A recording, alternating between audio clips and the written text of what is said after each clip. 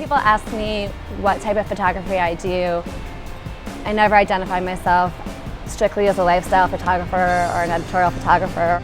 I always just say that I shoot people.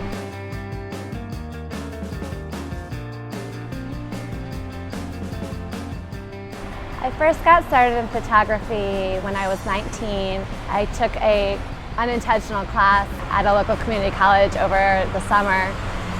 And within a few days, I was spending all of my time in the darkroom from morning to night and pretty much blowing off everything else in my life to be there.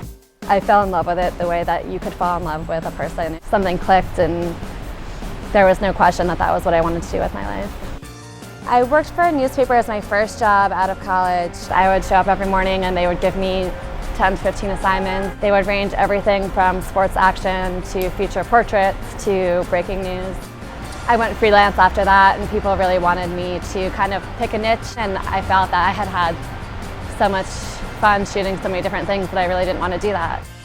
There are a lot of things that I'm passionate about and a lot of things that I get excited about, and the idea of trying to confine my art to one of those things just seems unnecessary. I still think that I take a really documentary approach to most of my shoots, even if those shoots happen to be technically lifestyle or editorial. Shooting in any of those different genres, it's always about the connection that I'm having with the character that's in front of me, whether that character is a real person that I'm documenting or a character that we've developed for the sake of a shoot. I never go into a shoot without researching who I'm shooting before I got there, so I have an understanding of who they are and where they come from. I also try really hard to limit the amount of people that are on my set, because I think the more people you have in a room, the harder it becomes for that person who's my subject to kind of relax and connect with me.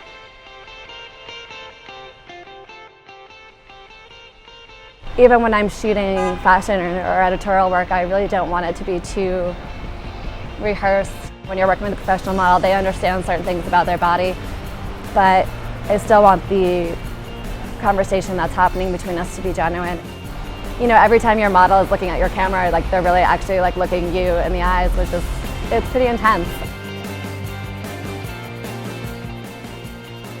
I want to break through whatever places they're just kind of used to hanging out in and find something different.